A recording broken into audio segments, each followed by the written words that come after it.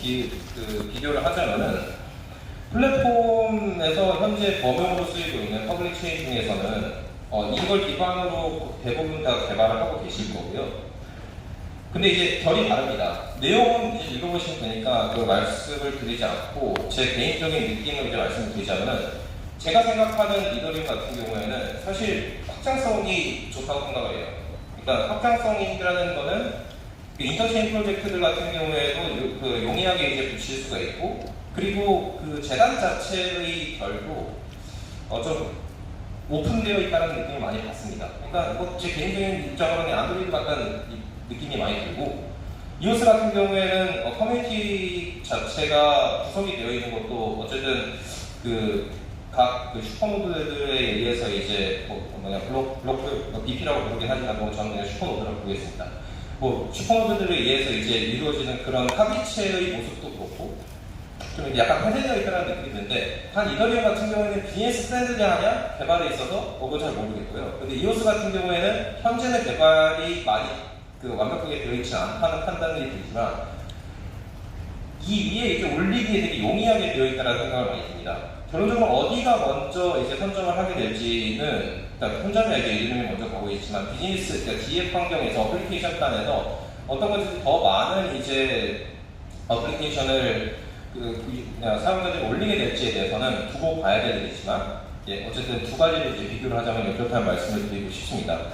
그리고 이제 사실 이제 슬라이드가 이제 마지막 장이긴 한데요.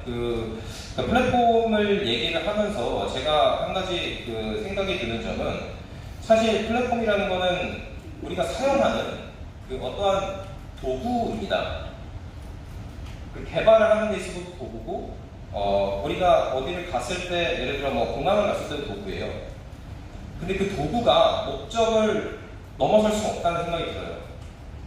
가령 내가 예를 들어 항구에 가서, 예를 들어 부산항에 가서 비행기를 타겠다라고, 난 빨리 가야 된다는 얘기를 하면은 안 되는 거잖아요. 나는 부산항에 가서 배를 타고 갈 거면은, 예를 들어 관광차 간다면은 그거는 이제 내가 여유롭게 가겠다는 뜻이고, 근데 이제 비행기 항공으로 이제 화물을 발송을 하면서 항만에서 이제 화물을 발송을 하면서 선박으로 발송하면서 좀 빨리 도착하게 해주세요 라고 하는 것도 좀 말이 안 되는 거예요. 블록체인을 기반으로 한 플랫폼도 마찬가지라고 생각을 합니다. 예를 들어 2017, 2018년 같은 경우에는 블록체인이라고 모두 다 됐다, 블록체인 만든 블록체인이랑 모든 게 다 아주 좋아질 거야 라고 얘기를 하지만 저는 처음부터 동의하지 않았고요. 블록체인에 맞는 게 있고 안 맞는 게 있습니다. 즉 플랫폼을 사용을 하는 사람들도 본인들이 생각하고 있는 비즈니스 목적에 맞게 플랫폼을 골라야 되는 것이, 블록체인이 핫하다, 블록체인이 현재 많은 사람들에게 주목을 받고 있어서 이걸 블록체인 프로젝트를 만들어야겠다라는 컨셉만으로 억지로 만들다 보면은 사실상 그것이 플랫폼 비즈니스를 하는 플랫폼 제공자들에게도 도움이 되고, 그 플랫폼을 기반으로 해서 만든 앱 개발자들도 결국에는 성공하기 어렵다는 거라서, 이제 결론을 하자면은, 이제 플랫폼을 고를 때 본인이 생각하고 있는 컨셉이나 본인이 생각하고 있는 비즈니스 모델이 블록체인에 맞는지를 잘 고민을 해보고, 그게 맞다라고 한 이후에 그 다음에 이제 생각을 해보는 게 중요하지 않을까라는 생각입니다. 제가 준비한 슬라이드는 여기까지고요. 이상 마치도록 하고, 혹시 질문 있으시면 2개 정도 받도록 하겠습니다. 시간이 있는 것 같아서.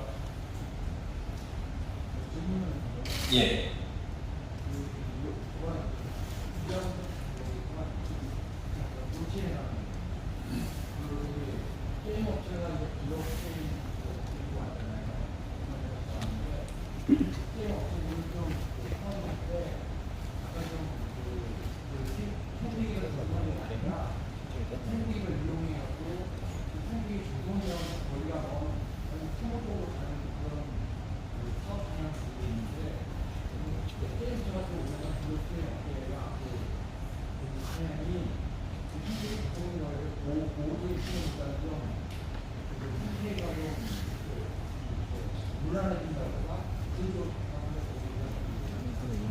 그러니까 게임 업체가 현재 블록체인 기술을 이제 적용을 하는 데 있어서 첫 번째로 제가 이야기로는 그 게임 업체가 어떤 식으로 블록체인을 적용을 하게 될 것인가, 그리고 두 번째로는 이제 게임 업체가 블록체인을 적용했을 때 부작용이 있지는 않을까라는 그 두 가지 질문을 제가 얘기했습니다. 그러니까 블록체인은 게임 일단 두 번째는 이제 약간 도덕적인 질문이고 철학적인 질문이나 조금 이따가 개인적인 의견을 말씀드릴 거고 블록체인이 게임에서 그 적용이 될 때면은 되게 쉽게 적용이 될 수 있다고 생각을 해요. 첫 번째로 블록체인 특성 자체가 비과학이지 않을 수 있다라고 했지만 사실 되게 비교적 어렵잖아요. 비교적 어려움이 있다는 것이 비교적 불가능하다는 거 아닙니까? 그래서 예를 들어 아이템이라든지 아니면 본인이 가지고 있는 크레딧이라든지 게임원이라든지 그런 것들이 이제 블록체인화 했을 경우에 좀 안전하게 이제 거래가 될 수도 있는 거고 내부에서 이제 거래가 되기보다도 외부에서 거래가 될 때도 그거에 대한 자기가 가지고 있는 소유권을 이제 증명을 하는 데 있어서 되게 용이하게 이제 작용을 할 수 있고 다른 이제 버전이 다른 게임들이 있다고 가정을 하겠습니다. 1, 2, 3가 나왔는데 1, 2, 3 사이에서 이제 서버가 다르면은 지금 현재는 서버가 다르면은 아이템 공유도 안 되고 버전이 되면 당연히 안 되고 하는데 예를 들어 이거 자체가 가지고 있는 유니크한 이제 코드가 있다라고 하거나 그런 식으로 이제 응용을 할 수 있는 방법이 있고 지금 현재 많은 게임 회사들이 그거에 대한 고민도 하고 있는 것을 제가 알고 있습니다. 악용이 될 수 있는 여지에 대한 얘기를 하셨는데 모든 기술은 저는 악용이 될 수 있는 여지가 있다고 생각을 해요. 인터넷 같은 경우에도 악용이 될 수 있습니다. 예를 들어 핸드폰 카메라 같은 경우에도 악용이 될 수 있습니다. 그렇지만 그 사용자의 문제라고 생각을 하고요. 사실 블록체인 자체가 가지고 있는 파괴적인 기술이라고 얘기를 하시는데 파괴적인 기술이라는 것은 블록체인이 가지고 있는 파괴적인 기술이라는 개념보다는 비트코인이 가지고 있었던 기존 금융시장에 대한 반동으로서의 파괴적인 기술이라는 게 더 펀더멘털한 거지 사실은 저 블록체인 기술이라는 것은 현재 우리 사회에 있어서 우리가 더 나아갈 수 있는 방향에 대한 밸류를 높여줄 수 있는 거라고 생각을 하고 있습니다. 결국에 이제 칼은 누가 쓰느냐에 따라 다른 거죠. 제가 이제 주방에서 칼을 쓰면은 요리를 하는 칼이 될 수 있지만 예를 들어 범죄자의 손에 들어가면 그 칼은 당연히 범죄의 도구로 쓰일 수 있게 된 거잖아요. 그 정도를 일단 답변을 드리고 싶습니다. 마지막 한 가지 질문을 받도록 하겠습니다.